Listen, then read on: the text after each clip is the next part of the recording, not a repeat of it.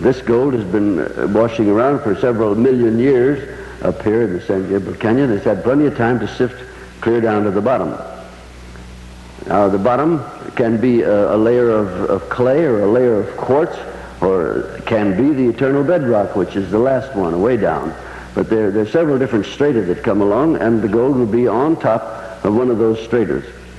These Sonorans, Gambuchinos from Mexico, knew how to get on one of these drifts where the gold would be on the top of the clay surface, and they'd go in digging a hole just big enough for a man to go in, and they'd stay right on that little gold strain just like a bird dog, and not get off of it, and not mine any of the dross that's all around like we do. I had to mine. When I mined a tunnel 4 feet wide and 6 feet high, and probably the gold was in a little place as big as my finger somewhere. I didn't know just where. But I had to do away with all this dross. Not these fellows. They stayed right on it and dug a hole just big enough to go through. They carried with them a wire, just like one of these, only leathern thong, of any length necessary.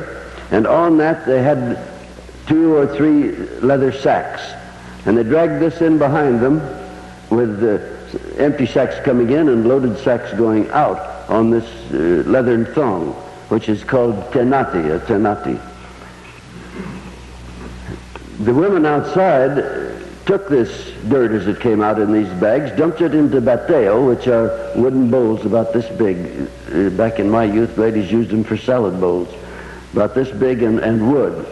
And the Indian women dumped the dirt into these bateos, and then they would stand out on the windy point and throw it up in the air and blow at it as it came down, and the wind would take some of it away. And they'd keep that up until there was nothing left in the bateo but the heavy stuff. That would be small garnets and little pieces of platinum and gold nuggets and little pieces of silver. Sometimes you'd get some amalgam that nobody knew where it came from, but not often. And sometimes when they had a little more dirt than the women could handle, the men would get around a blanket, maybe 10 men around a blanket, and throw that up in the air, and all blow, and the wind would take the light stuff away. It's slow, but it got the gold, and that's what they were after. Should speak of the quartz mining, because there is 2% of quartz mining in these mountains. There's a Stanley mine and the Allison mine and the silver mine in the San Gabriel Canyon, all of which have produced gold to some extent, but none of which have ever paid expenses. A great deal more gold has been put into gold mining in the state of California, our canyon included, than ever was taken out. If you really want to make money with a gold mine, or just print stock and sell that stock, it'd be terrible to work the mine and have people find out that there really wasn't much gold there. But fortunes have been made, great fortunes, selling stock in mines. These Sonorans who tunneled in these gopher holes I was talking about and pulled the pay dirt out on the tenates, once in a while would come to a place where there was a whirlpool or a real gold deposit, when there was a quantity of dirt there, all of which had to be used. They couldn't just take their little vein on the top of the clay or the top of the bedrock. They had to get in there and take it all out. But they didn't change the outside hole at all. They made great rooms in there, and I have seen in the San Gabriel Canyon some of these rooms 8 feet high and 20 feet wide, or 15 or 20 feet long, like that. Great rooms where all the pay dirt has been taken out through a little gopher hole on the side of the hill. And that's what ruined the great hydraulic miners when they came in, the Roberts people and the Ferguson people. Spent a great deal of money bringing the water to the hydraulic bars where they could handle a great deal of dirt, not the little bit a man can handle with a shovel, but handling it in quantities, washing it down through the long toms or sluice boxes. Just when they begin to get gold and they figure they're on it now, this is the mother lode, they find themselves in one of these rooms with every speck of gold taken out by the Sonorans years before. Up in those in those rooms or chambers, as they call them, you'd find just a little pile of sawdust, just all that was left of stopes, or stope is a wooden brace, but carried in to help hold up that top. A gopher hole wouldn't cave in. That's all right. But when you got 8 feet high, then there's danger of sifting, and when you get a little sifting, well, then there's trouble, and the whole thing might come down. There's a place up the San Gabriel Canyon opposite Peachtree Flat called Dead Man's Hill, for the very excellent reason that there was a dead man found in there, and he'd been there nobody knew how long. He'd entered one of these gopher holes, and the gopher hole had closed up behind him.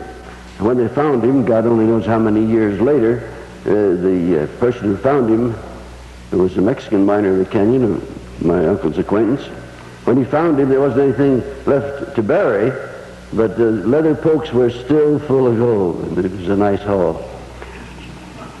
Tell you another man who hit the jackpot. His name was Bogus Smith, and there's a gulch up the canyon opposite Shoemaker's Camp called Bogus Smith Gulch. He was called Bogus Smith because Smith was obviously not his name. There were many people who traveled under names other than their own in the gold days in California. In fact, there was a song, a very popular song, "What Was Your Name in the States?" which was sung along this line. Bogus Smith was mining up there for many years. He didn't bother anybody and got along all right. But people were suspicious of his reason for not revealing his name, and he never got any mail and never had any visitors and so on. Must be a bandito of some sort. One day, Smith came down to Fowler's Camp, which was a store that my uncle ran there. Later was a summer resort of some prominence. He came down to this store. It happened I was store boy that day. I guess I've done everything that you can do, man or boy, in San Gabriel Canyon. I was store boy that day, and Bogus Smith wanted to see my uncle. And I told him my uncle wasn't there. He was off with a pack train in the mountains. Well, then he wants to see the missus. That's what my aunt was called by everybody. I wanted to see the missus, so I called her. And she came out and she says, "What does he want?" And so I said, "He wants to pay his bill." "Well," she says, "tell him to see Ralph. I haven't got time for him." So the fellow says, "Well, I'm in a hurry, Miss Fellows. How much do I owe you, really?" So she went and looked at the books, and it came to $12.80 that he owed for beans and that sort of thing. And she said, "Well, I haven't got time to weigh it. The scales are up in the cabin, so you'll have to wait for him. He'll be back this afternoon." So he says, "I can't do it, Miss Fellows." He says, "Would this pay you?" And he reached into the water pail he had with him and brought out 5 nice nuggets, which she kept for years, and we don't know what did finally become of them. Anyhow, they disappeared. 5 nuggets, which would probably be worth $120 or something of the sort. "Would this pay it?" And she says, "Well, of course, and more." "All right," he said, "just get me a saddle horse. I want to go to Azusa right away. And you keep the rest." So she called the hostler. They brought him a saddle horse, and he went away from Fowler's Camp. About noon, she said. The horse showed up at the barn the next morning in Azusa, and not a word was ever heard of Bogus Smith. But he had in a water bucket 4 inches of gold. Now that'll weigh about 180 pounds, and it'll be worth about $26,000. So he had hit it rich, and he'd carried that thing just as far as he could. Whatever happened to old Bogus Smith, nobody ever knew.